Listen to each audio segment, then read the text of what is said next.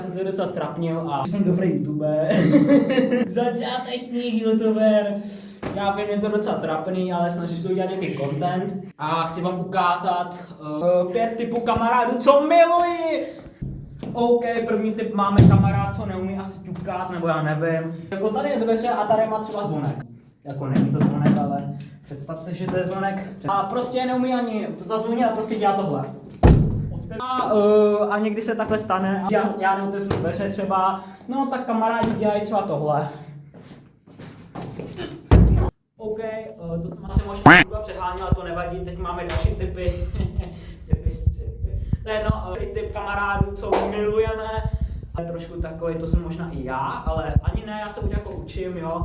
No prostě druhý typ je kamarád, který říká, který se něco jako vymlouvá.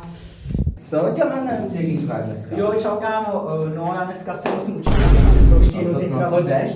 Ne, kámo, sorry. Ne, kámo, fakt ale zítra můžeme, protože víš co, já se musím učit na testy, že jo. Musím jako, víš co, na tu francouzštinu učit, zítra píšeme, jo. Tak asi zítra, tak čau. Zmrde, dneska ty zmrde. Tak, jdeme si učit francouzštinu. 18:30 jdeš ven. Už je 3 ráno, to nevadí, napíšu si omluvenku, že nejdu do školy, jako pohodička, hel. OK, třetí tip máme, jeden borec, nebo ani ne borec, kamarád prostě. A myslí si, že jedu na kole. Jedu tak plynule. Moje flow, jedu na kole, jedu tak plynule. No, takže to byl ten cyklozmrt. OK, takže to jsem asi možná přeháněl. Sorry kamaráde, sorry. Jo, dobrý, OK. Ale to nevadí, máme čtvrtý tip. To je takový flexer, který si myslí, že má jako... Jseš chábr? Tak se ukaž. Čau brácho, čus. Čau brácho, chtěl jsi něco ukázat, jo? Ta chain, jo, brácho, 30 000. Boty, Nike Air za 10 litrů, 10. Kámo, chceš něco vidět? Ty.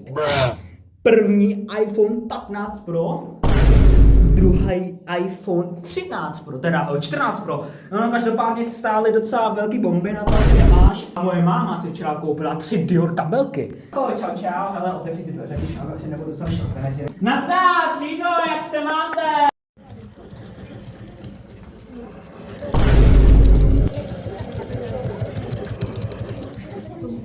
Hey yo, what the?